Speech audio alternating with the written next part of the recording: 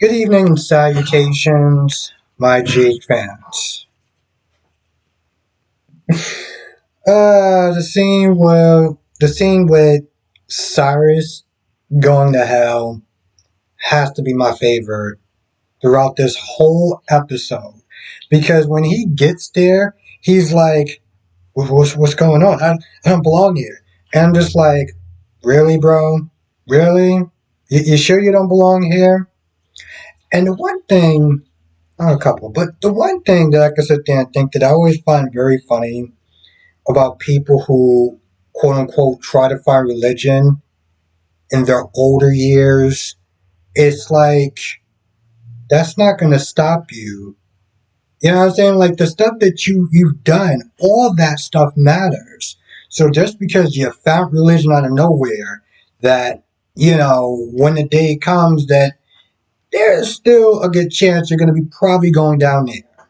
Depends on the scales, you know. But he sat there and act like, "Oh, what are you talking about?" I'd be sitting there just throwing out Bible quotes and stuff like that, and talking about the Lord and stuff. And it's like, and you killed a bunch of people, and you hurt a lot of other people, but you felt like you were going to be saved because out of nowhere you found religion. Yeah, okay, sure.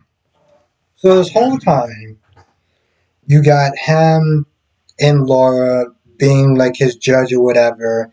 And I'm not gonna lie, some of the stuff she was talking about, oh, you're gonna try to hurt me. And granted, this is just one instance where he admitted he was going to sit there and kill her because he didn't want to sit there and die alone. But I'm just like, well, even if you sit there and take out that one body, and by the way, he was all like, "Oh, well, I saved you by allowing the cop to shoot me," and I'm just like, okay, you want to sit there and explain the 20 or I don't know hundreds of other bodies you've buried? Like, come on, bro. So while they're sitting there talking about that one thing, I'm sitting there thinking about all the other stuff that he's done over the years to get to where he was. Now, eventually, because Drew Smith did doing CPR and stuff, so he does wake up, and you see in the previews, he's talking about how he wants to give away all his money. I'm just like, I'm really listening to that thing. I was like, if you honestly think you're going to balance the scales by giving away all your money, okay, sure. For the most part, Sonny, Dante, and Anna have the exact conversation that Anna and Sonny was having, that Anna, Sonny, and Dante was having maybe about a week or two ago. The exact same thing. The only difference was you had Christina there. Which, by the way, which I found really funny that Christina just decided to invite herself into the conversation, and into the whole seating and everything like that. I know she wants to sit there and ask Sonny, like, hey, who do you think, shot who was the bullet for? Did you figure it out yet and stuff like that? But I'm just like, you had no idea what the hell they was talking about. You just decided to just invite yourself there. I get it, that's your dad and everything like that, but you don't know what he has going on. You could be having some sort of very important meeting, conversation going on, and you just decide to insert yourself into this conversation. Doesn't really go anywhere. It's kind of weird that Christina now got this newfound confidence after talking to that waitress about a story with her brother. And I'm still sitting there thinking, but you don't, you still don't really have a lot of experience. I mean, granted, there's certain things you can learn and things of that nature. I get the whole, she's trying to be empowered by the story and her dad and even Nina that was not there bragging about her. But I'm just like, I something of that magnitude. Yeah, you can have a board of directors and things of that nature, but I don't know. I guess time will sit there and tell if she's actually going to be able to do this successfully. Because you guys have to remember, you're dealing with people serious situations. And if you're not equipped to sit there and deal with those things, I feel like things can go south pretty bad, especially depending on which person you're dealing with, what they got going in their world. It's a lot. It's a lot. And the fact that Sonny was just like, yeah, I think you can sit there and do it. I'm just like, okay, it's different from running a bar to dealing with at risk teens. It's not the same. It's not remotely the same. And I know that she's gonna have a counselor and everything, but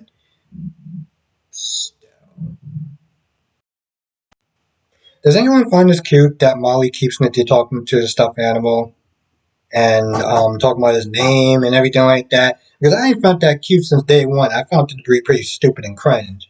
And now it's just supposed to be some sort of a joke or something. I'm like, this isn't. Well, you it's like you way too old for this. This is no, this is definitely not a good look. They decided that they're not going to use Christina to be the surrogate, so which means that eventually they're going to sit there and probably have to use Christina. And, it's really funny too. When Molly was sent there telling TJ that Christina was there, he just seemed like he had so much of a low opinion of Christina. Like there was no tomorrow. Like, oh, what happened? What did she do? Did she bother you? Did she sit there and keep bringing up the whole surrogacy thing? And Molly was like, no, no, we just sat and talked and just really reconnected and stuff. I'm like, damn, your man has a real low opinion of your sister, and you seem like you're way too comfortable with that. So okay. The same with Carly and Ava. I liked.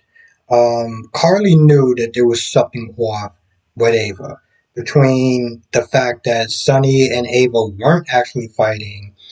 Um, the new nanny, the fact that Jocelyn had a totally different opinion about that about Betty compared to Avery and Ava that's not there raving.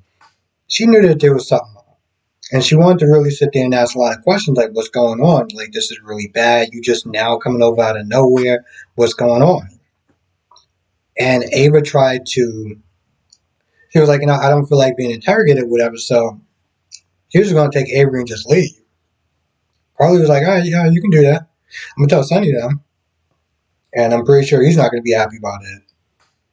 So she knew she knew it was something off that was bad enough where I don't even know if it was their regular night.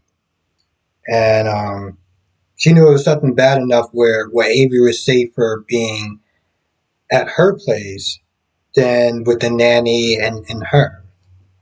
They don't really get into what it is, but she winds up, eventually she winds up hugging Avery and then just leaving and stuff like that. But Carly knew there was something. Carly knew there was something. Another thing, I totally forgot about that. The waitress was sitting there asking Christina, could she do Charlie's in this foundation that she's building? And I'm gonna be honest, I know they're gonna sit there and try to make her seem like she's Wonder Woman, that she's gonna struggle a little bit, then she could sit there and do both. But in reality, I don't feel like she could. Also, something of massive as running a at teams like kind of thing, like foundation and stuff like that, requires your full attention.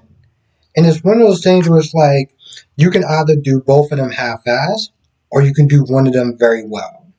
And I feel like she's going to sit there and come to a fork, come to a fork in the road where she's going to have to sit there and choose.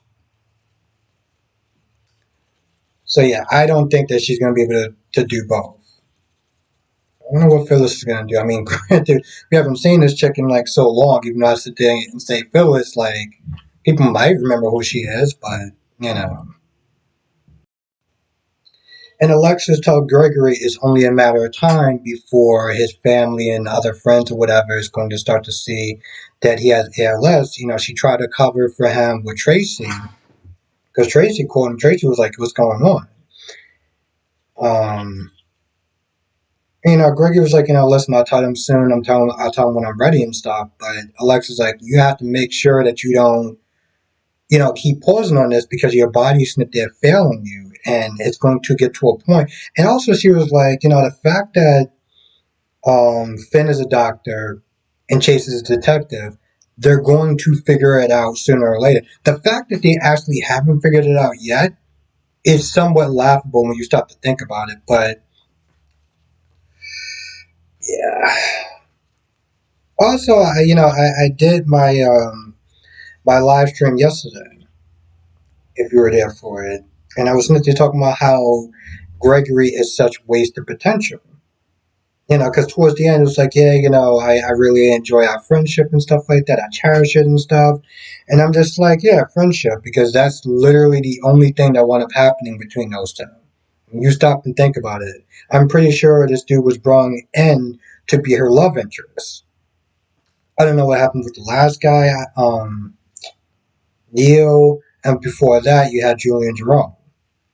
But you bring in this guy to do exactly what?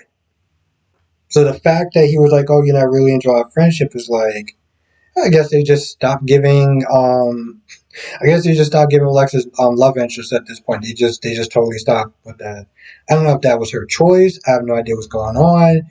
But when you said friendship, I was like, yeah, friendship, because that's literally what y'all were this entire time, and never bothered to move forward once. I think that's about it. I can't think of anything else that wound up happening. So, with that being said, I'm gonna go. But if I did miss anything, you know what to do. Come to the live stream tonight, 8 p.m. Eastern, 5 p.m. Pacific. We'll sit there and talk about all the shows, B&B, YNR, Days, and GH. And thank you for watching. Stay safe, and I'll see you in the next video.